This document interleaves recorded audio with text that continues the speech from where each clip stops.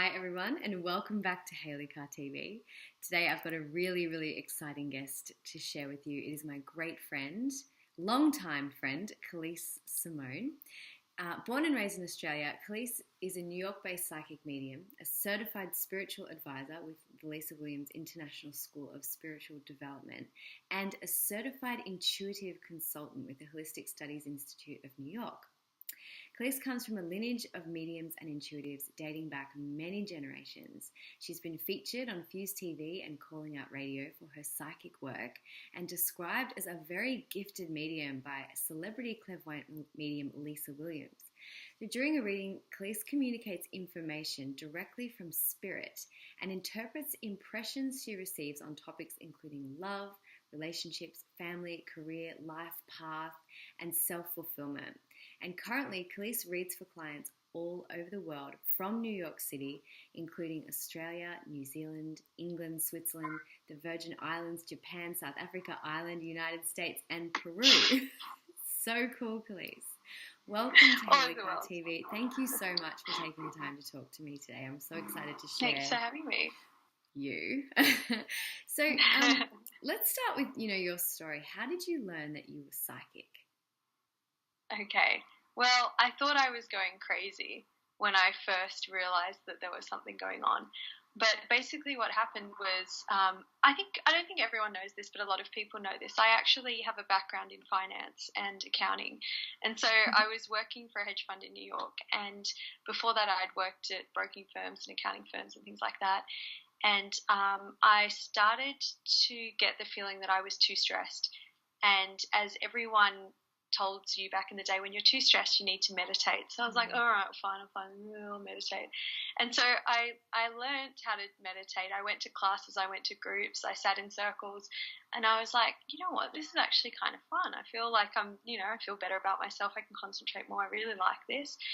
And then the dreams started happening, and I started having dreams that came true. And this wasn't the first time that I'd had this. I'd had it on and off throughout my teenage years quite a bit, but it was the first time I'd paid attention to it.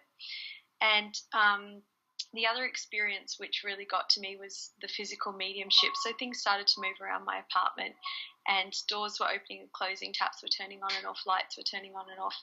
And I thought, you know what, this is a bit much. Obviously, Spirit's trying to get my attention. I need to figure out what's going on. So I went and did some intuitive development classes, and throughout the exercises, they basically teach you to harness your own intuition. They don't make you psychic, and they don't teach you how to be psychic.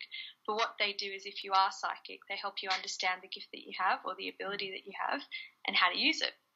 And so from there, doing those exercises and sitting in circle, I began to realize, oh my goodness, it's not that I have a bit of an ability.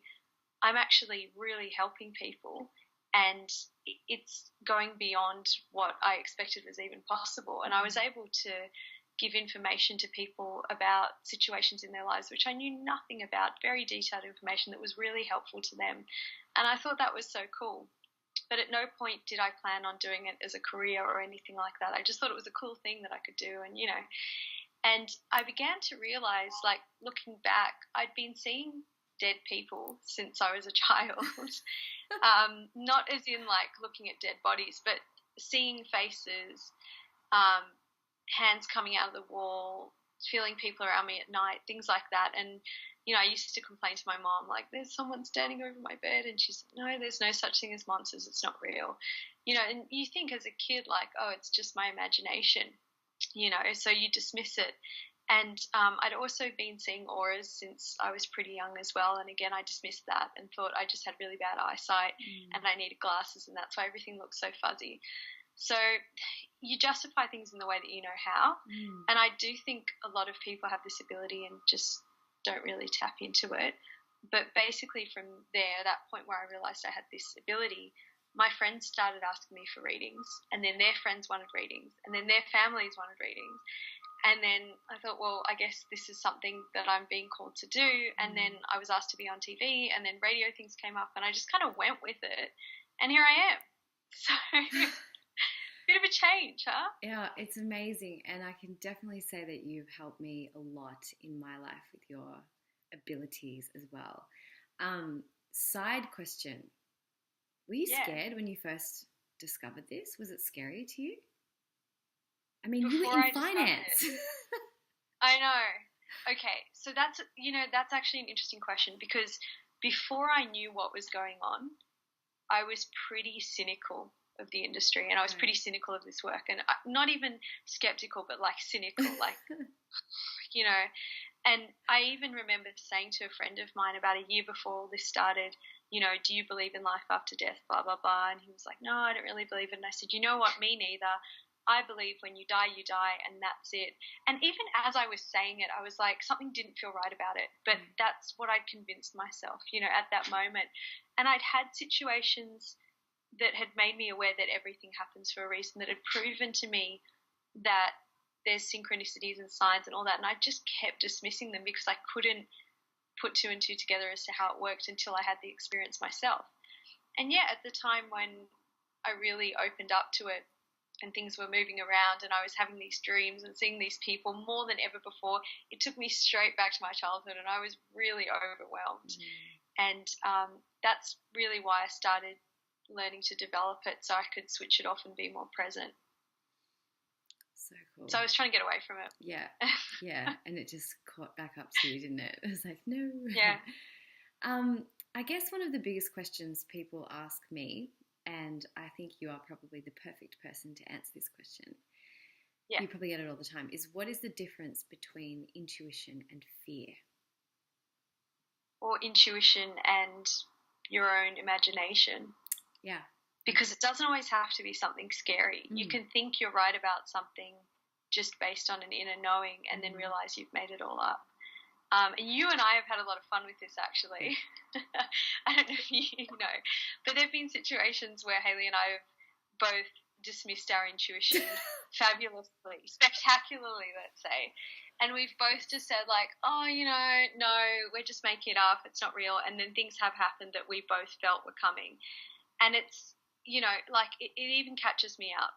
I'm going to say, like, I'm psychic, I'm medium, I'm certified, all that. But there are moments where in my own life I get caught out thinking that I was making it up, or, you know, the other way around. But that's because reading for yourself is really hard. You have your own emotions that get in the way, and you have ulterior motives and opinions and things that I don't have when I read for other people, because I don't know anything about them, and I'm also one step removed. So it's really easy for me to interpret impressions for someone else, but to do it for myself can be really challenging. So the main things to note with intuition and fear and other emotions is that your intuition, when something comes through psychically or intuitively, you can't dismiss it. It's going to keep going and keep going and keep going, and you'll probably feel the same feeling more than just over a couple of hours. You might even feel it over a couple of days. Like, something's not right with this person, something's not right with this person. And you can even ask yourself, you know, if you're in a situation that doesn't feel right, you can ask yourself, am I safe? And generally, if you can step back and ask yourself, am I safe? And you can break the feeling, then it's probably fear. Because with intuition, you can't break the feeling. Not in the sense that, like, it's overwhelming and emotional and you're getting worked up. Because with intuition, you're not getting worked up. It's a subtle energy, and it's ongoing, and it's there.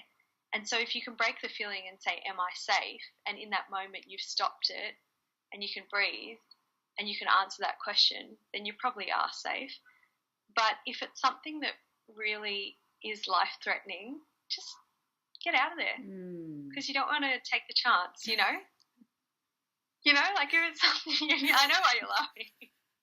Because Hayley and I were in a situation where we both told ourselves we were safe, and it kept coming up, and it kept coming up, and it kept coming up with this feeling of, like, things are not okay, and they weren't okay. And the other thing, I wrote a little note about this because I wanted to make sure I covered everything, but it's very subtle energy. It's going to feel like a memory.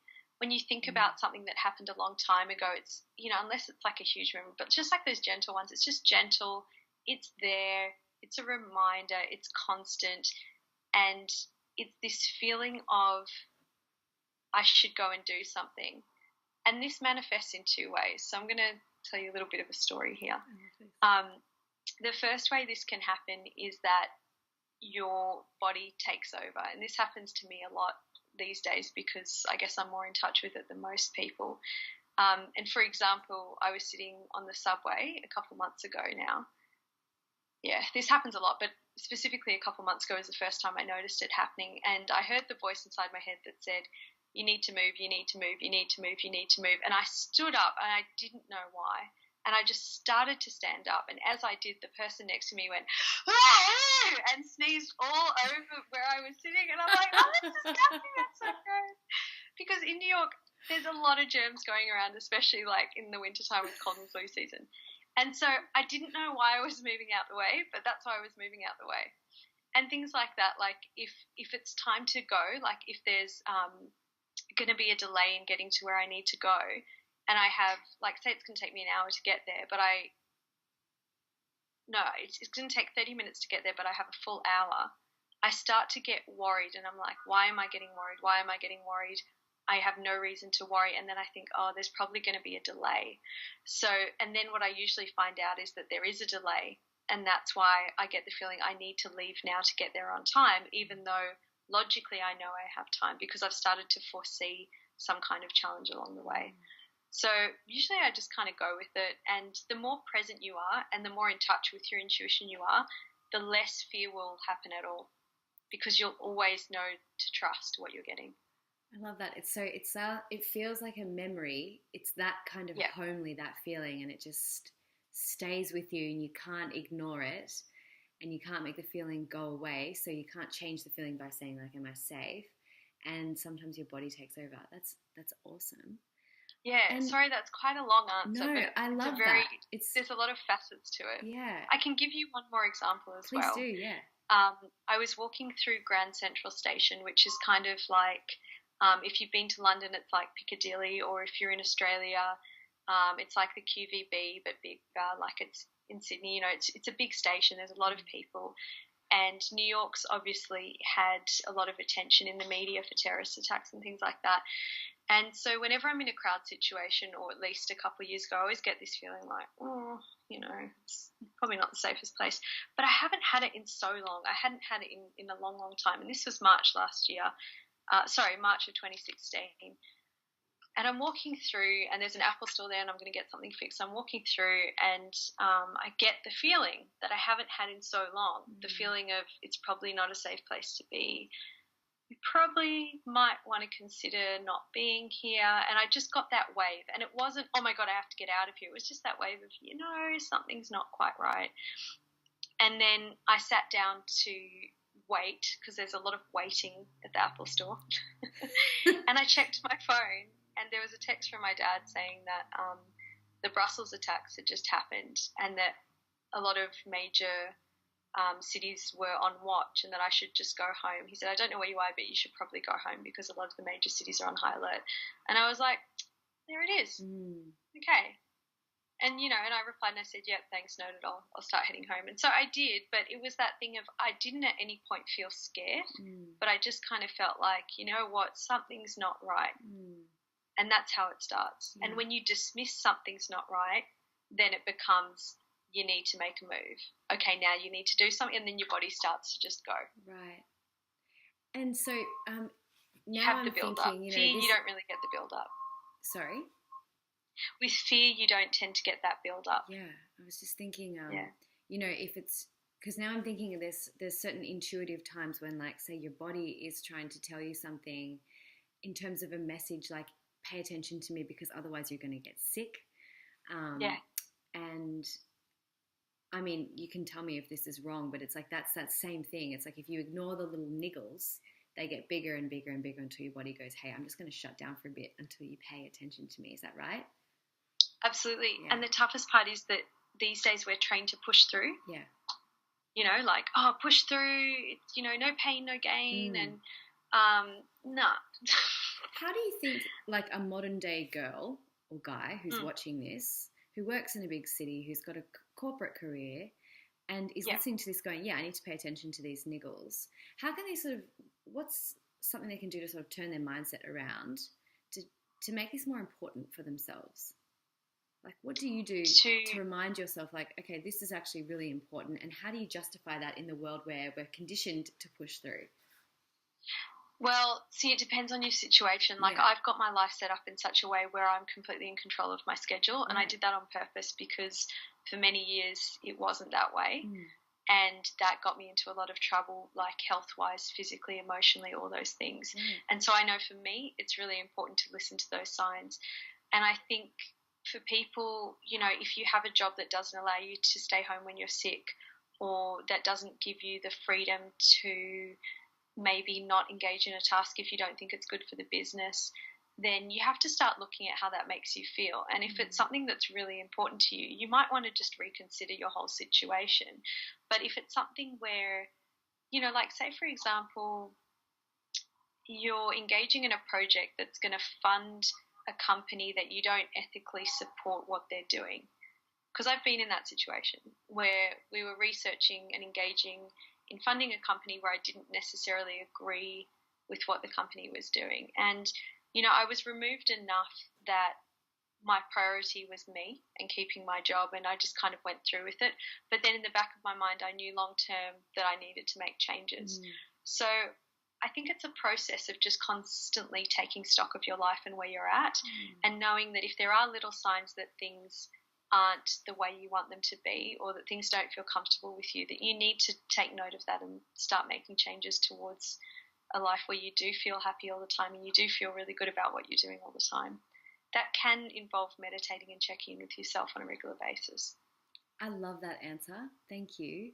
Because it's not about going, oh my gosh, I've got a little niggle, I need to change my whole life right now. It's about paying attention, just recognizing and going, okay, like get on with it, but also pay attention, you know, just keep that stored. So just staying with the intuition versus fear thing.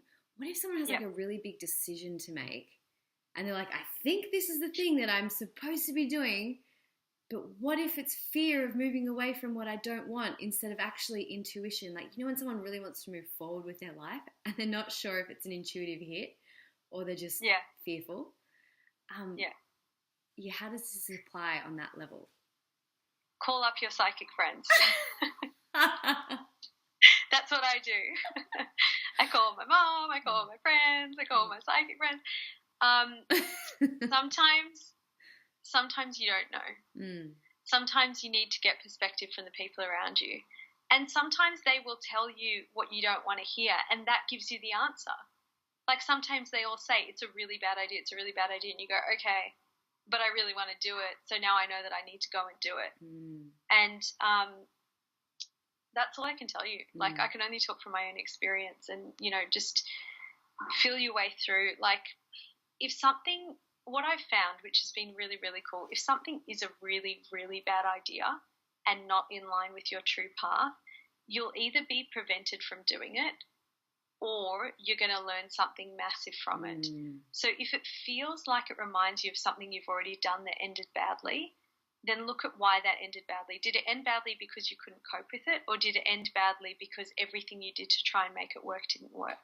And that'll give you your answer. So if you find, for example, you're falling into a relationship with someone that has similar patterns to an ex, ask yourself, is this the same lesson that I'm learning over again? Or is this something that I'm going to push through this time and do something differently to make it work? Because I ran away from fear last time, and this time am I going to push through and not let myself succumb to the fear? So it's every situation's different. You have to be very self-aware.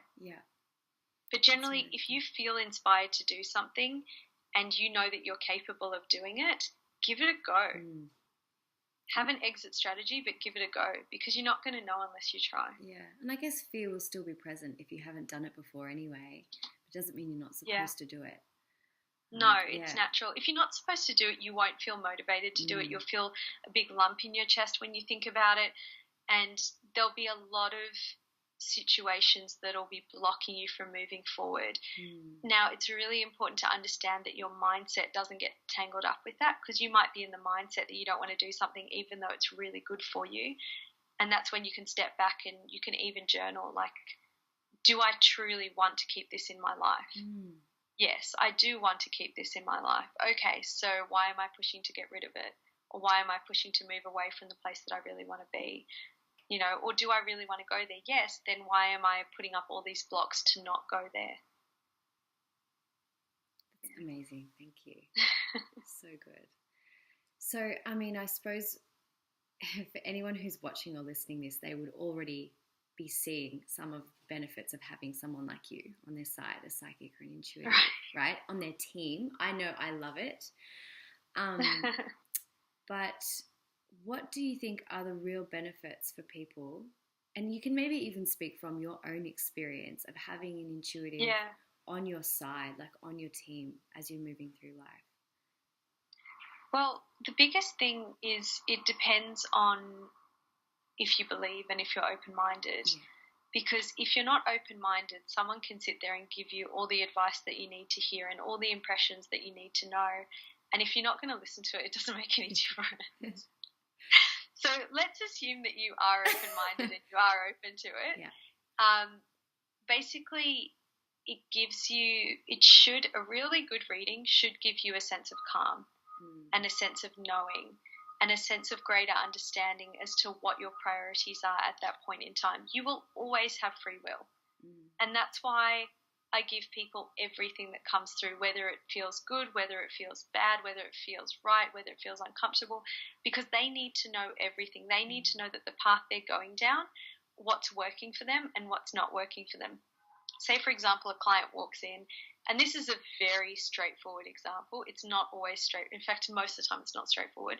But say they walk in and they're really overweight and they're not taking care of their health and they're smoking every day, and they say, what do you see for my health? And it comes through that, there's energy moving sort of up here. And I'm not a doctor and I don't try to diagnose people, but what I will tell them is that I see your health is not improving if you continue to live the way that you live. And I see that there's going to be an opportunity for you to join, say, for example, a group. Like I see all their friends getting really healthy. It feels like in 6 to 8 months, there's an opportunity for you to join a workout group with your friends. And it feels like it's too much for you, but it feels like as well that will inspire you to keep being healthy and learn more about how to take care of your health. So then they can decide. They can decide if they want to do something or if they want to not do something. And generally in those situations, the opportunity to be healthy will keep coming back to allow them to stay on the path that they were put here to pursue. And so you get messages from your intuitive abilities as well as from the other side, perhaps like loved ones or friends or whatever who are like, yes or no, or, whatever. I mean, I've seen you do it. It's phenomenal. Yeah. And do you find that that's of great benefit to people to know that it's not just you communicating to them, it's a whole bunch of people definitely communicating to them as well. So there's two aspects to what I do. The intuitive psychic stuff is past, present, future. Yeah. That's really helpful when you're making personal decisions, business decisions, travel decisions, life decisions. Just a lot of people come to me because they want reassurance or confirmation. And sometimes I can't give it to them. Sometimes girls will walk in and say, do you see me ever having kids? And the answer is no, and I have to tell them, I don't see you having kids. But it gives them the opportunity to go, oh my goodness, I wanted to have kids. I better get out there and start dating because she doesn't see me having kids unless X, Y, and Z happens. So it empowers them with the knowledge of how to move forward if they want to move forward. The other side of what I do is connecting to loved ones in the spirit world. So, I can see and hear and sense and talk to dead people that have crossed over, spirits. That provides a lot of healing to loved ones left behind. It really does. It fills people with hope because it shows you that you continue on, your loved ones continue on. They're still there. They're looking after you. Yes, they saw you got married. Yes, they saw you have a baby. Yes, they saw you graduate. Whatever it is, they're there and they're watching and they're looking over you. And sometimes it can be very healing for people that didn't necessarily finish the relationship, if you know what I mean, like unfinished business messages that needed to come through. It can help with healing, but mainly reassurance. That tends to be the biggest experience that I see is people receiving reassurance from loved ones on the other side. Or jokes. I've experienced that, haven't I? Yes. They do have a good sense of humour as well. Yes. They give you signs. I mean, they might come through me with jokes, like they might tell me something to tell you that makes you laugh that I don't understand why I'm saying, and then you start crying with laughter, and I'm like, okay, I guess you needed to hear that.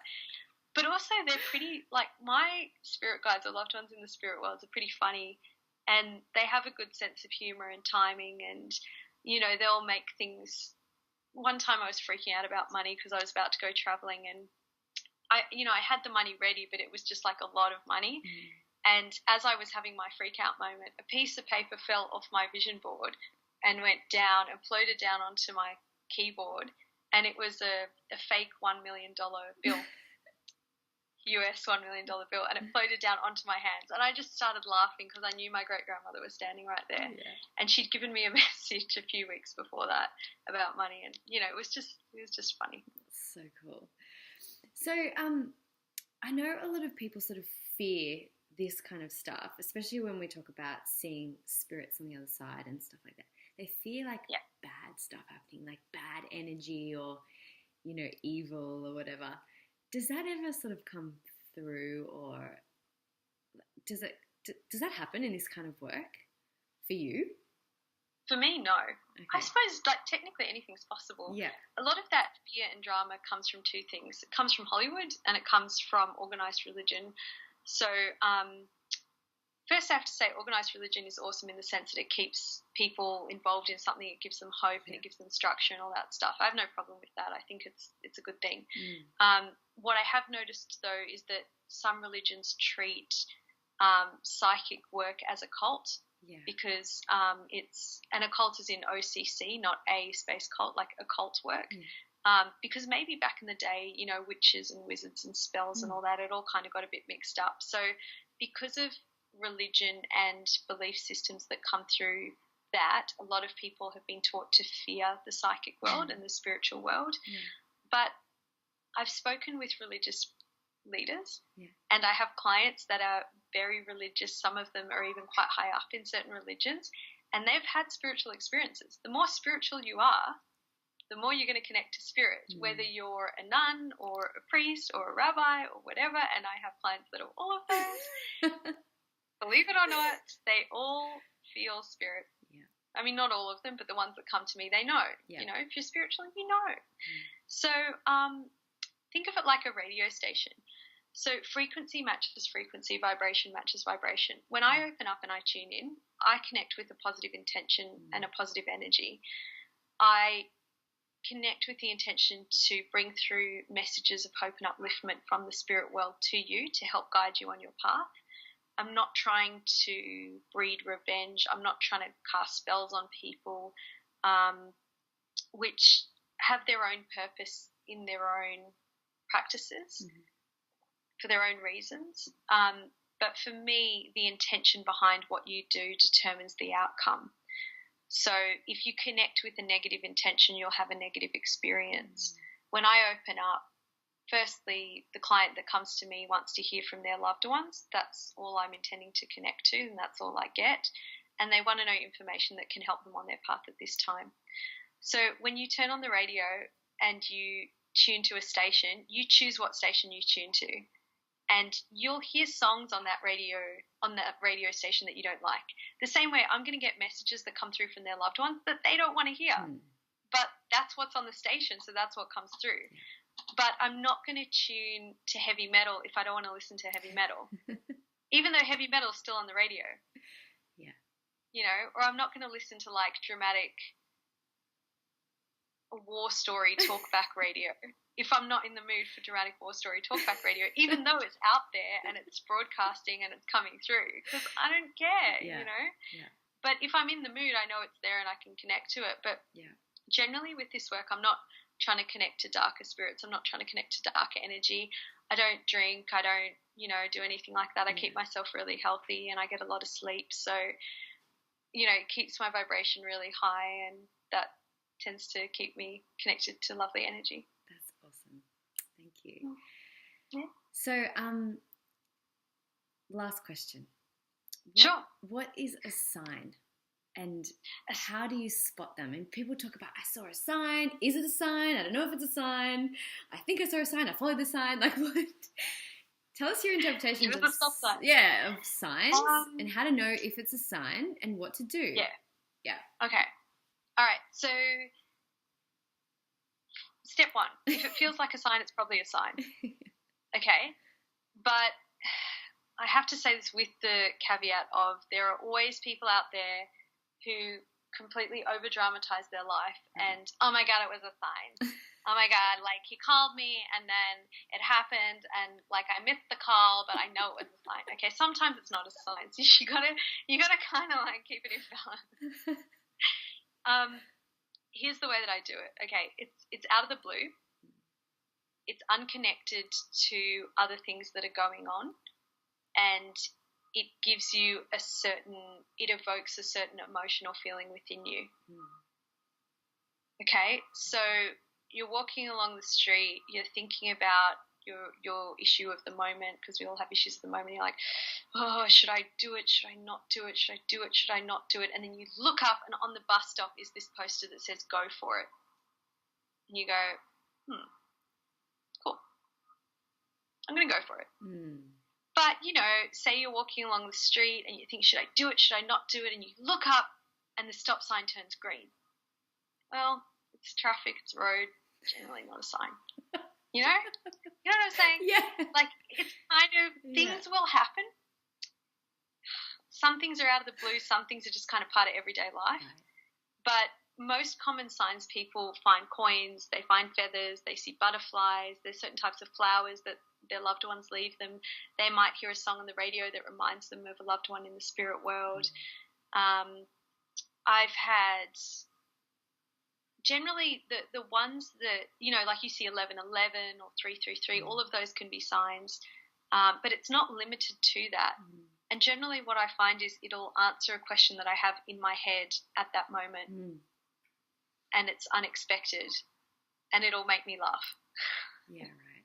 That's nice. Yeah. So what you're saying is some people kind of go, I'm looking for a sign, and then they look for something to be the sign for what they actually kind of want, really. Like by looking up and going, green light, that must mean yes. Like, you've got to be really careful to be honest with yourself throughout this process, and not create situations that you want to hear, because then you'll just be disappointed. And that's part of managing expectations. And, for me, one of the most challenging parts is explaining to people, I'm going to tell you what I pick up rather than what you want to hear, because I want you to call me in 3 months' time and say, that's amazing. It wasn't what I wanted to hear, but that's exactly what happened, and now I can move forward, as opposed to saying, oh, my God, this is amazing, and then in 3 months' time call me and go, oh, that wasn't what happened.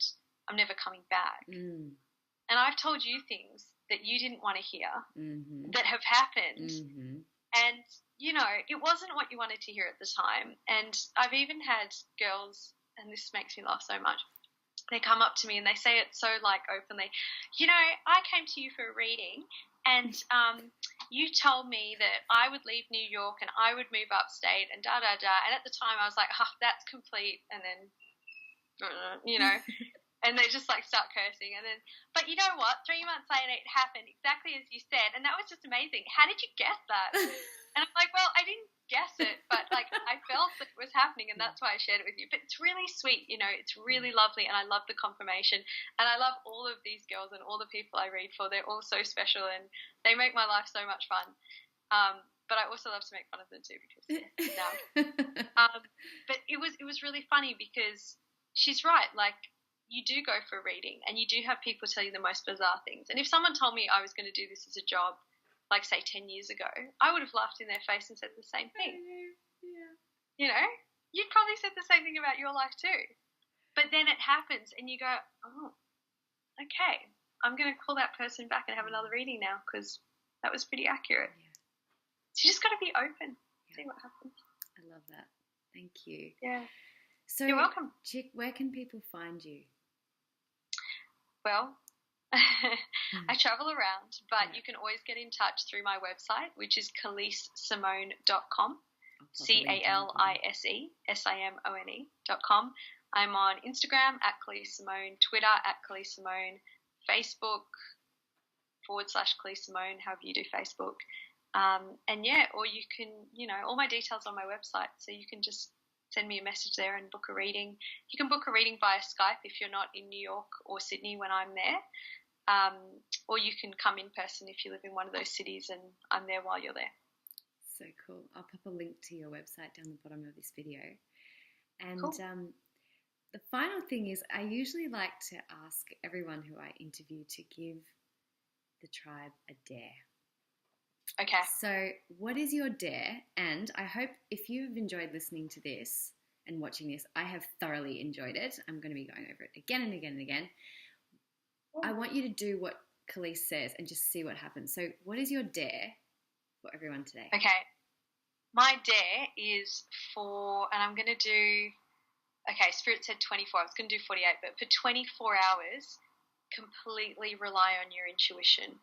Now, I don't want you to get yourself in trouble, and I don't want you to spend lots of money on things. So health and safety and finances first, but completely rely on your intuition. If something doesn't feel right, don't do it. If you think something's a sign, go for it. So I'm going to ask you to trust that everything you think is a sign, and to trust that if you feel something's good or bad, to go with it just for 24 hours and see where it takes you. Let's all set an intention to do that for the next 24 hours and beyond. It's awesome. Mm-hmm. Thank you so much, Calise. I'm so grateful. You're such an amazing friend, and I know that you are so incredibly talented at what you do from my own personal experience. I'm so grateful to have you on here today, sharing you with my little world, and I look forward to perhaps doing this again sometime in the future. And if you have questions for Calise or I, please leave them below, and we'll forward them on and get them answered for you. Thank you so much. See you later. Thanks for having me. Bye, Hayley. Bye, everyone. See you.